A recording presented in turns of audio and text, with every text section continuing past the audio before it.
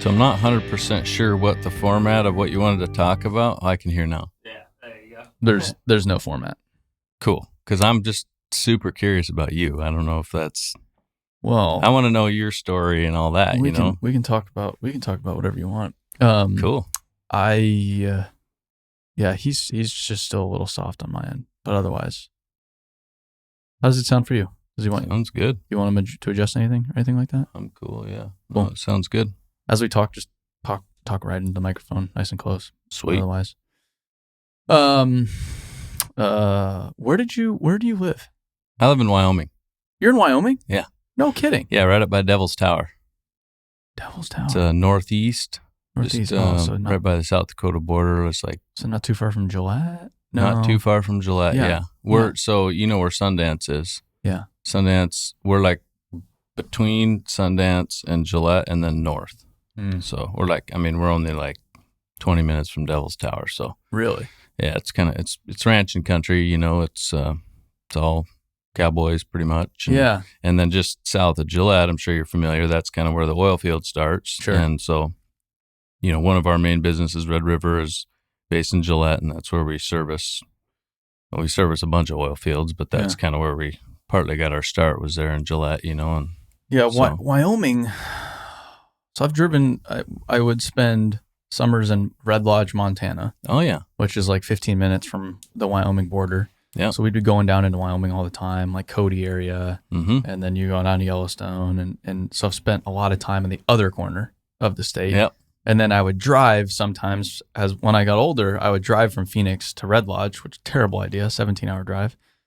But I would drive up there, and to get up there, you have to go from Utah all the way through Wyoming. And everybody talks about these other states with there not being anything, and like Nebraska or Missouri. I was in Missouri yesterday. But no, there's things. But Wyoming, there's not a lot. Right. There's really not a lot. The South, like kind of the whole southern portion of Wyoming, like there's nothing. No. Till you get up, you know, in the Bighorns and the Tetons, and, you know, as you go hunting up in the Tetons on horses, and like all that northern portion is just gorgeous. It's wild. Yeah. Yeah. And I just love the climate because, I mean, it gets super hot and it gets super cold, but it's always really dry.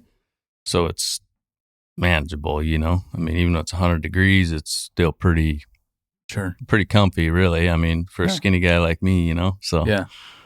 Were you? But you said you were from. Are you from the Pacific Northwest? Yeah, so you came from logging, so that has to be Pacific Northwest. Yeah. So, my mom's side was all loggers. My dad actually. So my dad's side of the family has been in the Black Hills of South Dakota, Wyoming, since like 1870. Well, and then he worked in the oil field in the 80s, but it died. I guess it was real tough back then. So he thought he'd go join the loggers over in Washington. So moved over there. He did that for a while, and then he eventually got into pipe fitting and welding. And then that's kind of where, you know, that came to us boys, was being around that a little bit. And he worked for J.H. Kelly. You probably heard of them out there. Yeah.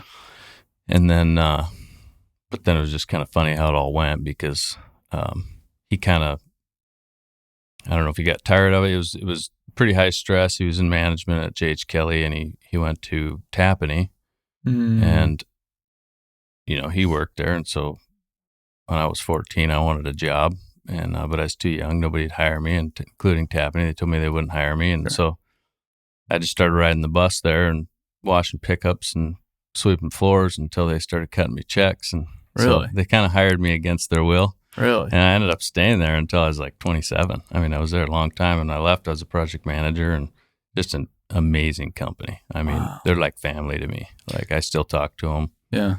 And we do work with them. They're on the training platform. I've seen that. Yeah. And everything I see from them is, it's like, whoa, this is a phenomenal company. They are, like, that family. You know, I got really close to the family being there so many years, and a lot of the years I was there, I worked directly for Lee. I don't know if you know him personally yet, but I don't know Lee. I know Tyler.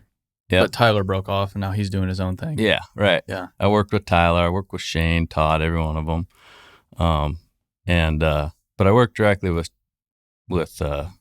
Lee mostly, or, you know, until we got too big. I was kind of always answered to him, and I just can't say enough good about that family. Like, they're just a humble, Mm-hmm. amazing. I view them as brothers. I mean, they're just phenomenal. They gave me all the opportunities that they taught me everything I knew. I didn't even know what I knew when we went, into business. Yeah.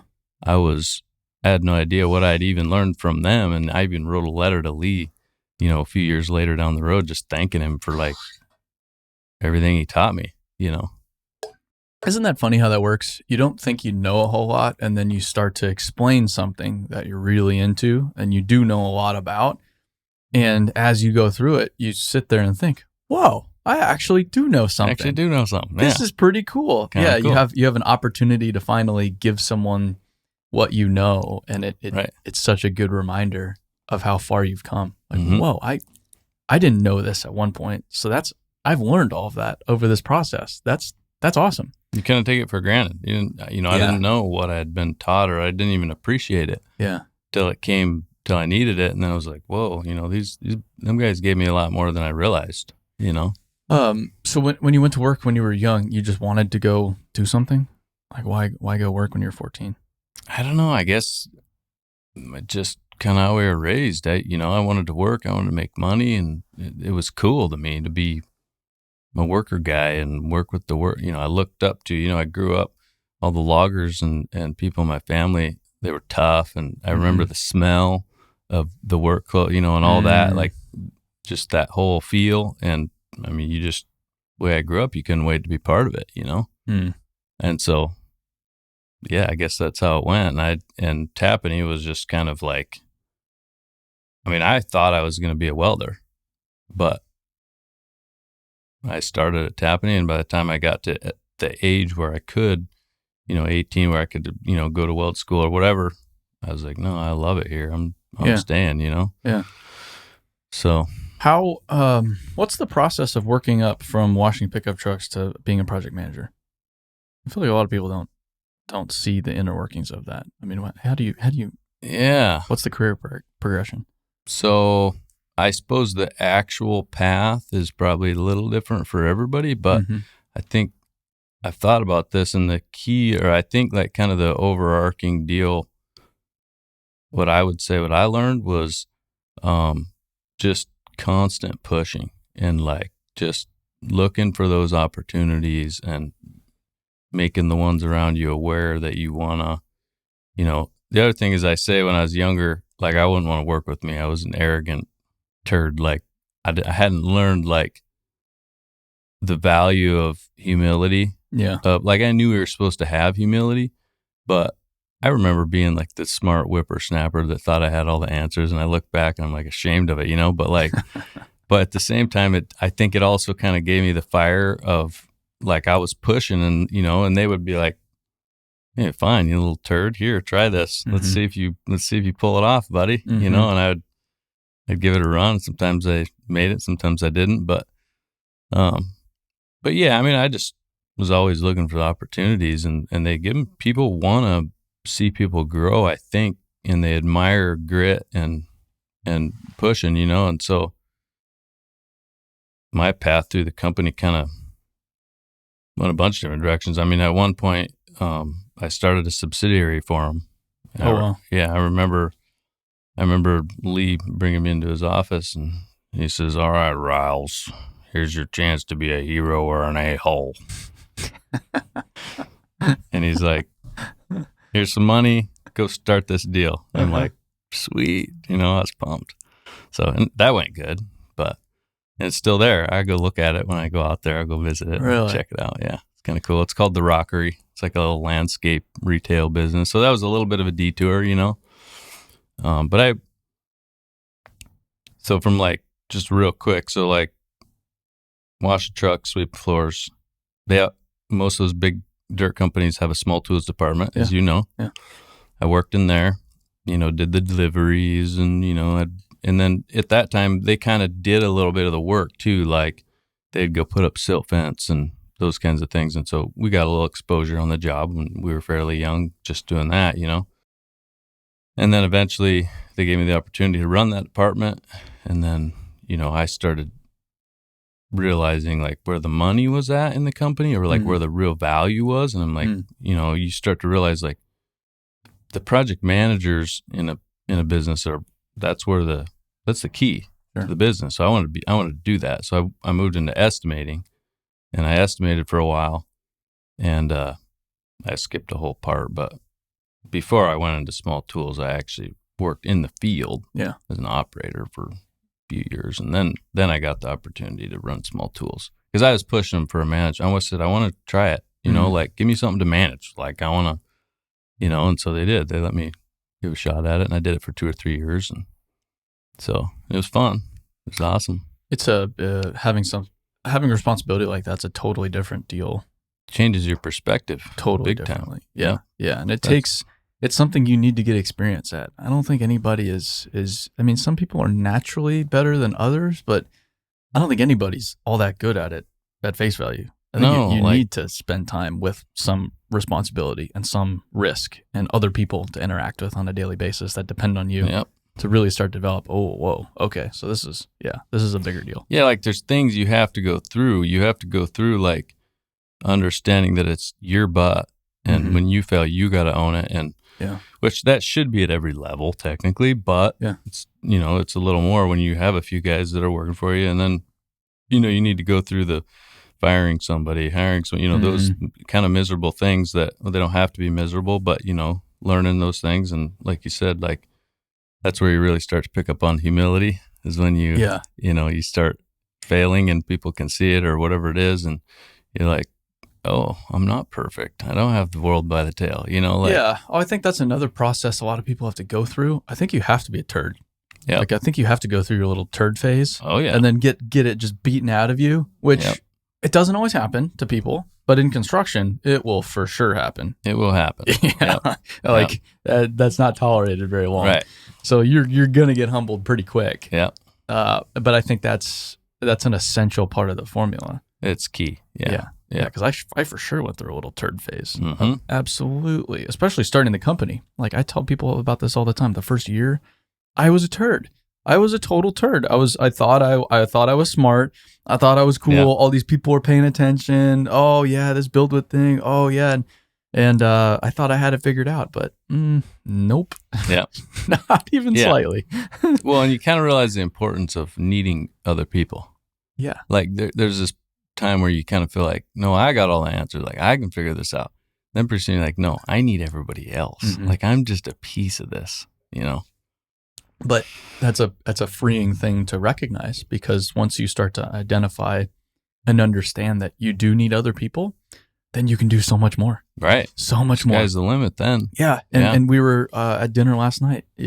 Tyler, he was talking about, he's always been fascinated by, why does one guy with a pizza shop and another guy at the pizza shop, they're both making pizzas. One guy at the end of his career, he still has one pizza shop making pizzas. Another guy has 15,000 pizza shops and, $1 billion pizza company. Why is that? Yeah. The difference there is not necessarily work or whatever it is. It's having other people help you to go create something, trusting them and inspiring them to go be their best selves and whatever it is. I think it's you're involving other people in the story. And there's a lot of people that just can't do that. They're just so untrusting. They handicap themselves their whole lives by trying to do everything themselves. And some of these people, they're the hardest workers ever, but they don't necessarily go all that quote unquote far because it's all them. It's never about anybody else. Right. Yep. Yeah, they can't let go of the vine. They can't let go. They got to touch everything, see every part of it, and they have no idea that they're the limiting factor. Of course, I don't know. I always think of it as a choice. I mean, some people maybe don't get it, but I think at some point in the progression, it's a choice. Like you eventually get it, and you either decide, well, it's too late, I'm sticking with this, or time to change, or whatever. Right? Like. And, even in like tactical training, they talk about the microscopic choices that you make, decisions that you make that culminate every day and every month and every year, and like all those kinds of things. And it's the same in business, it's the little ones. But I like to tell everybody all the time on our team is like, decisions are like bricks in a wall. We don't have to make the right decision every time. We can always make some more and stack them on top of that bad one. If we make a bad one and keep building, you can build past it. It's not that big a deal, Sure. When did you decide to go off on your own? 2013. So, my brother and my dad had actually started this little welding business, and it was basically just rig welding. They were building facilities up in the Bakken, up in North Dakota. Bakken's a wild place. Yeah. That is a wild place. It's pretty tame now compared to when we were, I mean, when I first went there, it was nuts. I mean, if you didn't want to stop at a stoplight, you just drive around it in the weeds. Nobody cared. It was totally nuts. I've never seen such a thing. Yeah. And I mean, we were jammed in motel rooms like the size of this room, 8 of us, because there was nowhere to stay. Nuts. And we were typing up tickets, in bed, like to get paid, to the customer. I mean, it was crazy looking back. It was hilarious. The stories and the things that we did. And so you move Tapani. Where were you working with them? They're spread. They have a pretty good size. Yeah. So when I left, we had doubled our revenue because we had just come through the recession, and we at the recession we're like, okay, we were bidding every job at zero, and we were just hoping to make enough improvements on each job to bring a little net, and so which in hindsight, it's funny because it sounds backwards, but our thought was that if our margins were thinner, we had to do more work. And so we doubled our revenue. And part of it was, luck, but we picked up some big jobs, some Fed jobs and state jobs, and come out of that. And I was a project manager on the environmental side. So they didn't have all the satellite offices then. The only other office that we kind of had was Tri-Cities. Otherwise, we were still just in Battleground. Yeah, we were doing work, in quite a few places, but we didn't have the Seattle office, didn't have the Tri-Cities, except for just kind of like a job trailer in Tri-Cities. It was just getting started. But yeah, so I did environmental work, and that was pretty cool because we were out in the boonies. I didn't have to deal with traffic a whole lot, and we were rebuilding streams and stuff like that, and that was pretty cool. But yeah, so you go from there to straight to the Bakken. Pretty much. I mean, our business was based in Wyoming, but all our work was in North Dakota at the time. Yeah. And I didn't realize how much that society in Washington had just eroded at me. I'm a freedom lover. Yeah. And I went and spent a week with my brother in Wyoming, just grinding beads and dragging leads and working with him. And I was like, I'm out of here. I was sold. I went home and we were gone in 2 weeks. What about it was grinding on you? Just that closed in, highly regulated, taxed to death society. I just couldn't. Sure. I didn't realize how much it was just when I went to Wyoming and seen that there was still dirt on the roads and, country people. And there was a place where it was more to fit my nature, just kind of a wild and free mentality. It was just like a fever, it hit me. I couldn't resist it. So I went home and told my wife, I said, we're gone. What did she think about that? She's like, well, I was on the condition. I said, we can try it for a year, So, so yeah, we said, we'll try it for a year. And we were gone in 2 weeks and she loved it. I mean, yeah, it was just a lot different for the kids, the schools and all that. And a lot of that crazy stuff was coming into the schools and stuff, just starting in Washington. Mm-hmm. And now she looks at it, she's like, oh, I'm so glad we're in Wyoming, You dodged a bullet. It's big time. It's crazy. It is crazy. It is nuts. It's damn near almost 2 different countries. You go from Portland to Wyoming. Yep. Different. Totally Completely different. Yep. Yeah. It's not even remotely close. And it's all the little things in your daily life that people don't realize. I've been in Washington 27 years. I didn't know any different. But until I spent a solid week, going to the convenience store on the way to work in the morning and the different, just the little experiences. Then when I felt it for real, I was like, I got to get out of there. This is for me, So it just fit and Yeah. never looked back. But I miss the people, of course, you know, amazing people. But, you know, you make new friends and so, So yeah. you go to work in the oil fields, and that is when it is like flat out.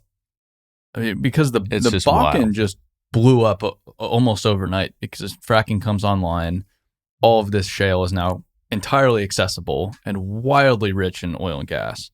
And so everybody and their mother goes up to this little corner of North Dakota. Yep.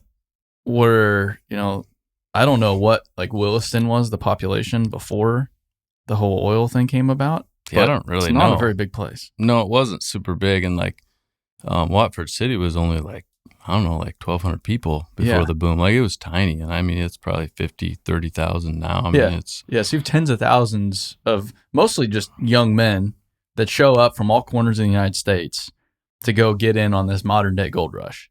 Yeah. And that creates all kinds of weird stuff. Oh, it was just wild. I mean, we kind of caught the tail end of it because we were there in 2013, and then by 16, you know, oil prices had really come down and whatnot. But I mean, we've been in oil, other industries too, but we've been in oil since we started, and a little bit of gas, but mostly oil.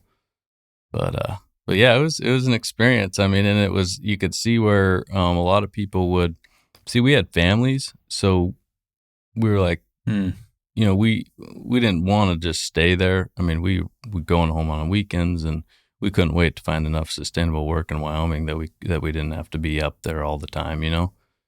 So your families were down in Wyoming. You guys would go up there to work. It's like a 6-hour drive, so we'd drive home. But I mean, the way the hours and everything worked there was kind of like there was no set anything. So yeah, there was times where we worked 24/7 for 3 weeks straight and never went home, you know?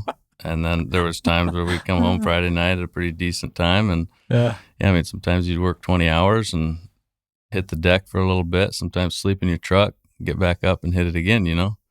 Be out in the middle of the Indian reservation in the middle of the night, 30 below. And yeah, I remember the coldest day I was there, it was 70 below with wind chill. I mean, I didn't know it got that cold. Like you can't be outside at that temperature. We were outside, but it was not sustainable. Yeah. I mean, and when it got so cold, like, it was like, why are we doing this? Because it was so unproductive. I mean, that you couldn't get rigs started. I mean, there'd be whole periods of time where we would just leave our rigs running all night and all day. We would never shut them off, because if you shut them off, you couldn't start them again. Yeah. You know, and same with our weld machines. Like, they were just running.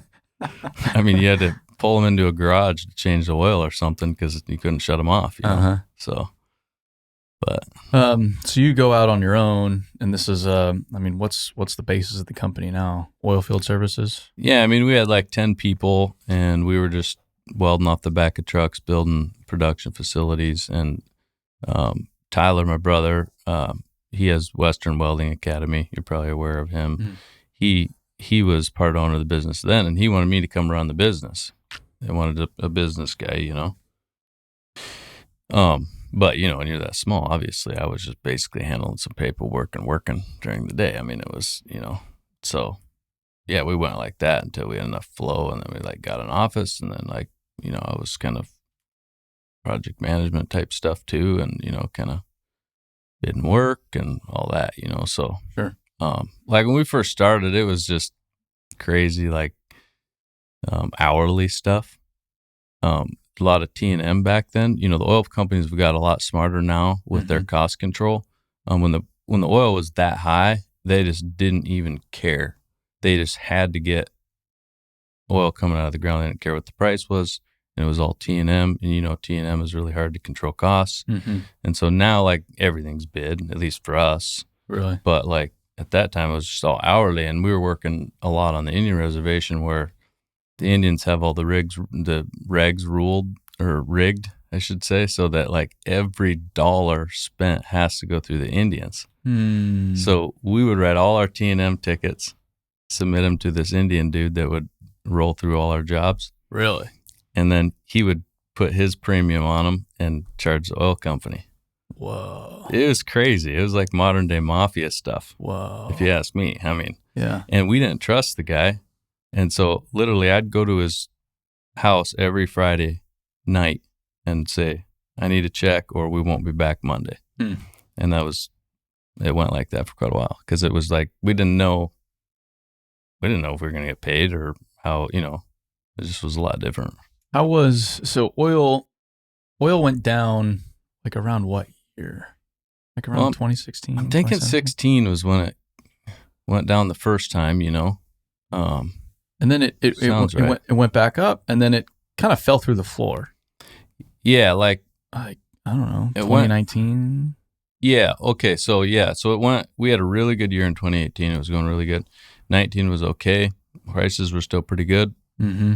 And then, and I remember this is the whole COVID thing, right? So we had by then we were like in full blown, like our dream has always been to be just a fab and ship, high quality, precision pressure vessel, skid shop. And so by then we were in that phase of we're building pressure vessels and we had our 2020 booked and we were like, this is sweet. We're pretty well booked. I'll go carve off another couple million and we'll just have an awesome year, Sure. Well, then 2020 rolls in, mm-hmm. COVID hit. And by like February, everyone started getting nervous. I might be getting my timelines wrong, but I think it was like March. In the course of like 3 weeks, every stitch of our work evaporated. Really? Like it was just call after call, cancel. And like some of our oil companies were so like, and I don't even understand why, but like we had one customer that like they must have got orders from headquarters or something. The company men on the jobs were like in a panic. Like they were just running out to sites and just yelling at the guys like, go home, we're done. That's wild. That was it. Well, and I've spent a little time in the oil fields, not too much, but enough to roughly understand how things happen out there. And my understanding is the oil companies love to use contractors because they can turn it off at a moment's notice. Yep. So you have all these contracts, but that doesn't mean anything. They don't mean nothing. No. So they can turn the tap off like that and just say, all right, everybody's done here, and shut the whole place down at a moment's notice. There's no 30 days or a week, or there's no heads up to that whatsoever. Mm-hmm. And that is, I mean, it's boom and bust. That's what they say. But it really is boom and bust. When it's good, it's really good. When it's not, it can just completely stop. Yep. Yeah, you can literally go and then all of a sudden there'll be 200 guys standing around with nothing to do. Yeah. I mean, it's wild. And like, so what it comes to like for us is, we vet our customers big time. And that was a big change for me coming from public work where the law was on your side. Like you get a contract, it's set, you're going to get paid. It's the U.S. government. Boom. Yeah, it's the government. But like with these, oil companies, it's like, no, they do whatever they want. I mean, they'll give you a contract, but at the end of the day, they got more lawyers and power than you do. And so that's what people don't understand about contracts is, well, we have a contract. I'm like, so you're going to go enforce that? Yeah. So you're going to go hire lawyers and you're going to go spend all of this money to go defend yourself in court and go litigate over that contract when you're going to go up against Exxon. Like, have fun. How many, probably thousands of lawyers does Exxon have? Yeah, they're just, that's what they do. That's all they do all day long. That's all they do. They're pros. Yeah. The only leverage you have is your work. Yeah. I mean, and now, of course, that's bigger than ever. Sure. Because of the whole shortage of workers, right? But like, we learned early on, you vet your customers. And I mean, you look at their core values, you look at how they treat their vendors, you talk to the other subs, you figure out who are they really. And, luckily we've never, I mean, obviously we had cancels, but like we've never been burned where like, we had a bunch of money out on a contract and they never paid us, or we've never been burned like that. We're like, even EOG, I have a lot of good to say about them. I mean, they've been an incredible customer and we had a big contract with them. And they were very good. Like they wanted to cancel it, but like we negotiated a stop point that worked and we came out whole and they came out whole. And it was awesome. I mean, we still work for them, so it's at the end of the day, it's people do business with people, that's why I'm a big face-to-face guy, because you got to look people in the eye and see who they really are, So yes, that's why I'm a big believer in human interaction, because you just can't get away with as much. right. And I think people like the remote world now, or like doing things on a phone call or text, because then they don't have to look someone else in the eyes and experience the emotions that make them uncomfortable. Yep. But so that's that the gives point. people who want that an advantage. Exactly. Yeah, I think this whole remote world we live in now, it's only giving the people who can effectively communicate a bigger and bigger and bigger advantage. Yeah. It's wild. I mean, talking to a lot of people have just no basic communication skills. And that is something that, like, that's just a basic of being a human. You should be able to express yourself and audit your thoughts and take ideas and, wow, that's a great idea, and throw this one out. And you should be able to write. You should be able to talk. You should be able to speak to a group. And if you can't do these basic things, like, if you can do these very basic things that used to be basic, huge advantage in any field. Doesn't matter where you're going. That's it. Yep. And just the ability to connect with your employees, with your customers, everybody. Like, if you're a genuine person, you've got half the battle won. I mean, but if you're just somebody they've never seen that emails come from, it's like, yeah, I don't know. I mean, there's definitely, you can't expect things like trust and loyalty because it's not tangible. Sure. You know, obviously social media and stuff kind of helps that because people get to see who you are. Talk about social media, because I know who you are. That's funny enough. You say that. I only know who you are because of social media. Right. And same here. You're the same. Same with you. Yeah. We've never met each other. I've seen you for years. And I'm like, I need to meet this dude sometime, you know? Yeah. So when did you start out on social media? What was the logic there? I actually started on LinkedIn in like when it first came out. That was a while ago. Like, it's been around a while. 2009 or something. Maybe it's been longer. I don't know when it exactly started, but I remember in way back, 2008, 2007, and I don't even know why I was on it then. I just remember like thinking, oh, it's like an online resume. Like, I don't know, like, because I was, all about the career and growing and whatever. And yeah, like I probably never posted anything for like the first couple of years. And then I started to see the real power of it a few years ago. And I can say that almost all of our like good, partner clients have come through LinkedIn in one way or another. Either I found them, like, you got to find the decision maker, like either found them through that, or I messaged them or ran into them or whatever. Like, LinkedIn has been instrumental in almost every really good business relationship that I have. I think people are still sleeping on LinkedIn. It's stupid powerful, and yet people still aren't taking advantage of it. It's like, what are you doing? I mean, I'd be the same way. I wouldn't really have a business, I don't think, if it weren't for LinkedIn.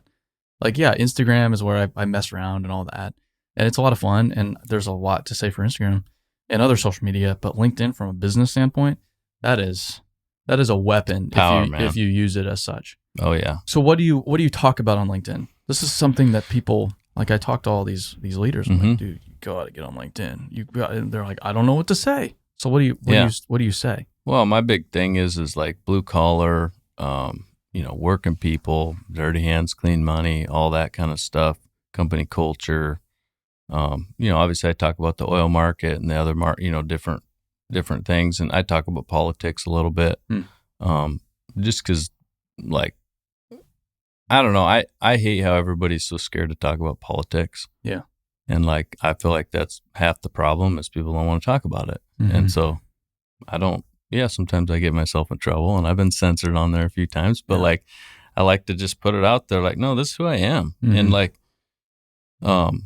because I guess kind of the overarching thing is like, you're the master of this, this, but what I believe in is like, if the more genuine you are, the more people will actually know who you are, and they'll make the decision on whether they want to work with you or not. Yeah. And when, a potential client calls me, they know who I am. They know whether they want to work with me or not, because I'm pretty blatant with my opinions and thoughts and whatever on LinkedIn, Sure. Like I just try to be genuine, even if I'm like, ooh, I don't know how this is going to go.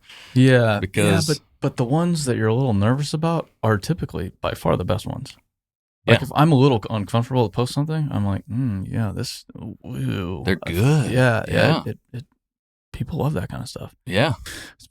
LinkedIn too. And if you want to, you can leave anytime and go run around, whatever you want, dude. So the world is your oyster. You do whatever you want to do. With LinkedIn, it drives me nuts that people, they get upset when, like, say you go talk about politics or something like that.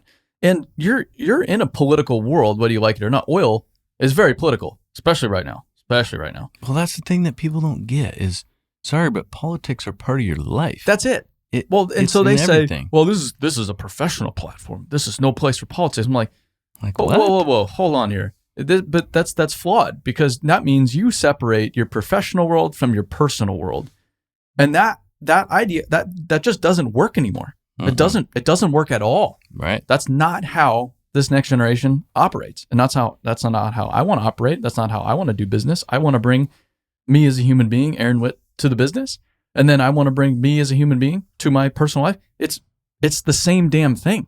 Yep.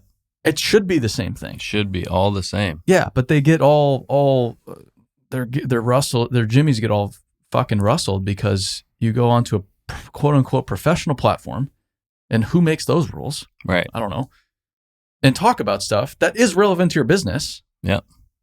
But I don't know. It's just like the old saying of leave your emotions at the door. Yeah. Sure, like we need to be professional when we have a debate or like we're in negotiations or whatever, but like emotions are part of business. Yes. And, just genuine, this is how I feel about something, whatever. Like that's how you build real relationships. Mm-hmm. I don't like dealing with sterile people who don't have any opinion and never show any emotion. I don't want to do business with them. No, emotions are what make you human. Yeah, exactly. It's if you say, if people that have no emotion, they're inhuman, and right. I don't know who right. likes to deal with people like that. Right. I mean, even today, it's like, frankly, I didn't sleep very well last night. I sleep remarkably well all the time. So very rarely do I not sleep well.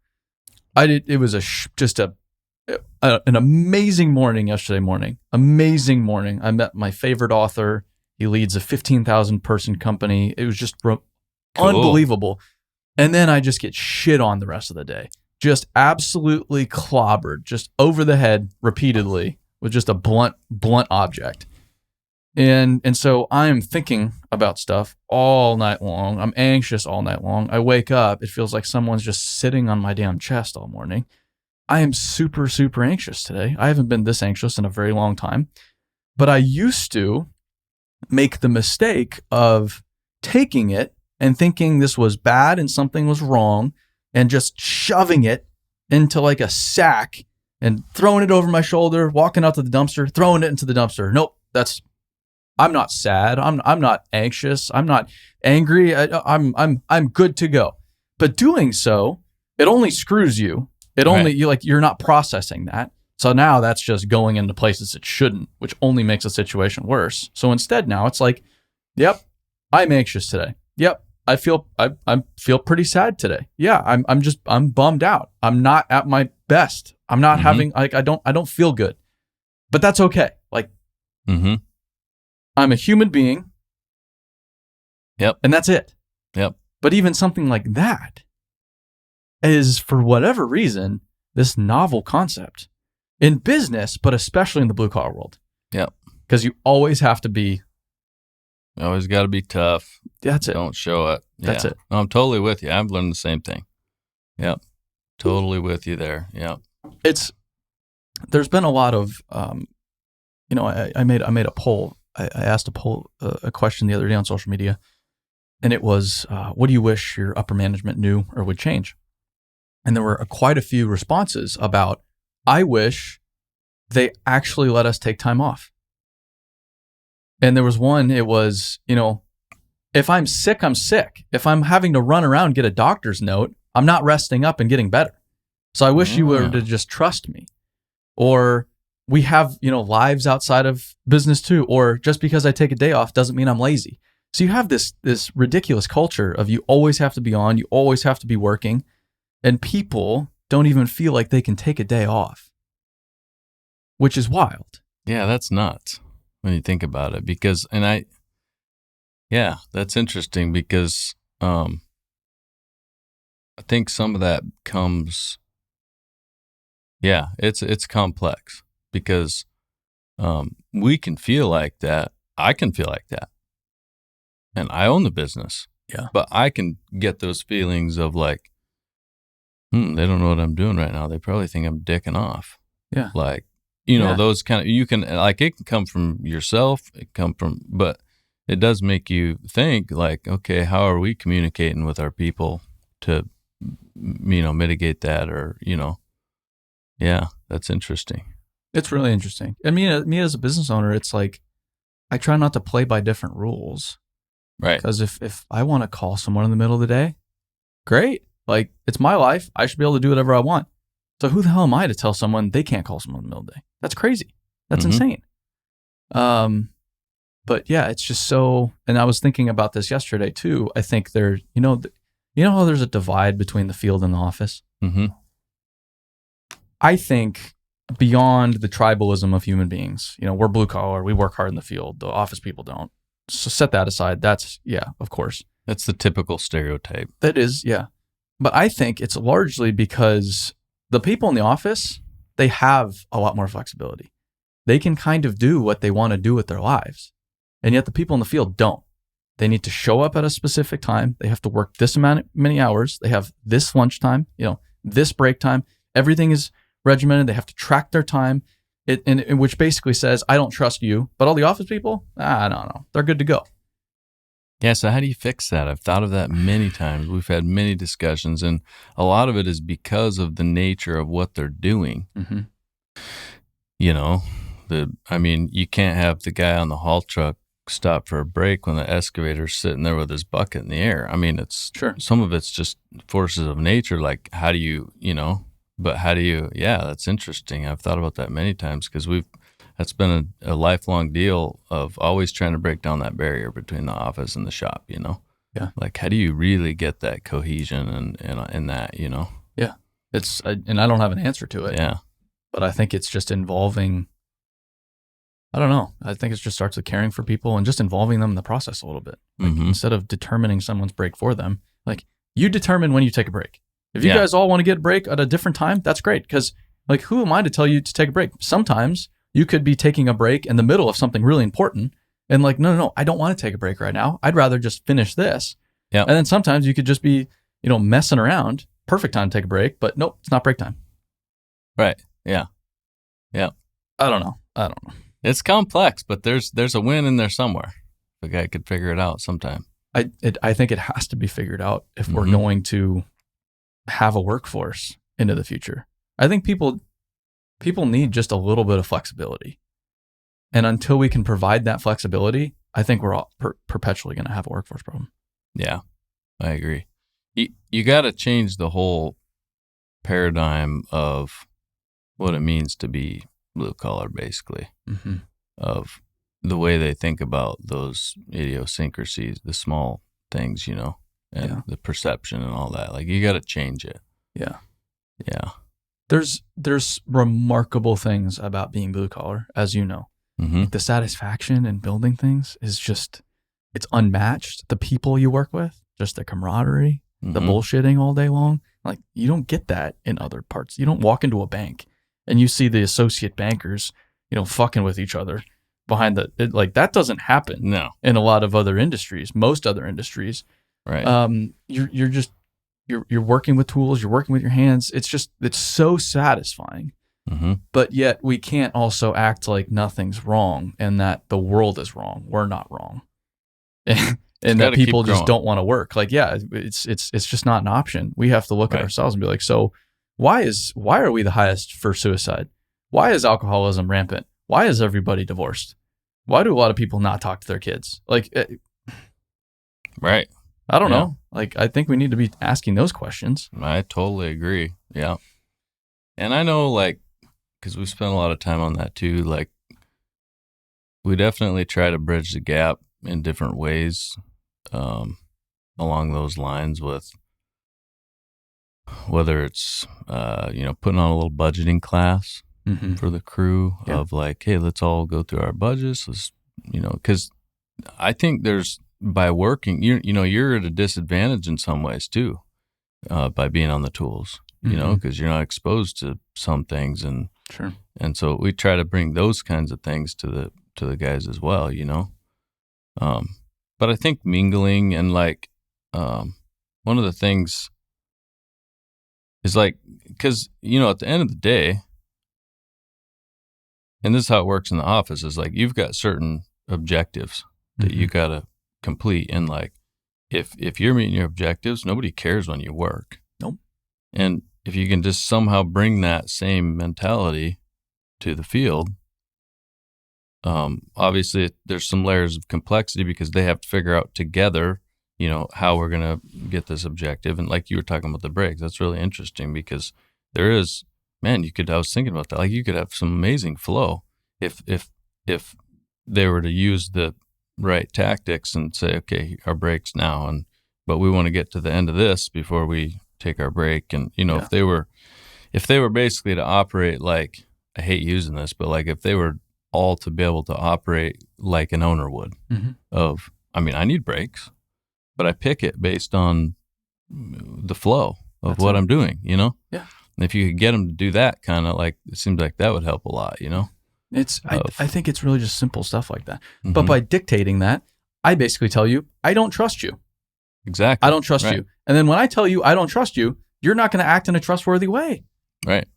Yep. But if I say I trust you and I mean it, then you're like, whoa, hey. Then you don't want to violate the trust. You don't want to. You don't want to. Yeah. And sure, hold on to that. You might have, the occasional shithead that is going to, but then you discard them, or handle it, straighten them out. And if they're still like that, okay, then I think people are fired way too fast as well in this industry. And especially nowadays, which is hilarious because everybody's saying we need people and they're still firing people left and right. Yeah, like, it's like, what? You must not need people that bad. Right. It's not hilarious, but it's just very ironic. But just trusting people goes so far. Yeah. Well, and that's where we've always thought that, and I'm not saying we do a good job of it, but what we try to do is make it so clear what the expectations are that, and I'm talking in terms of core values, in terms of, technical objectives of, every day and all that. Like as a team, we make it so clear of what we're trying to accomplish that, if you're failing, we don't need to tell you. Yeah. And, we've had a few that went really well. I always analyze a firing of like, was that a picture perfect firing or was that because we just have this belief that like, when you fire somebody, if you don't leave them in a better place, you failed. Like we did not do the right thing. If they don't understand how to improve or what they should have done or how, that's, I think the worst thing people can do is not tell people why they're firing them. And then they go about wondering, Yeah. Yeah. And firing people sucks. Oh, it's horrible. I hate it. Because like the thing is, and maybe everybody isn't this way, but the thing is like when people come to work for us, I like them. Yeah. Like they're there because I want to work with them. Yeah. Like I like them. Yeah. And it's just bleak. Firing people, I hate it. So. What do you think about oil right now? It's just a crazy market right now. It's nuts. Generally speaking, the market's been underinvested in for 6 or 7 years, really because even in 18, like the bust of 16 was kind of the end of investment. I'm talking on a large scale.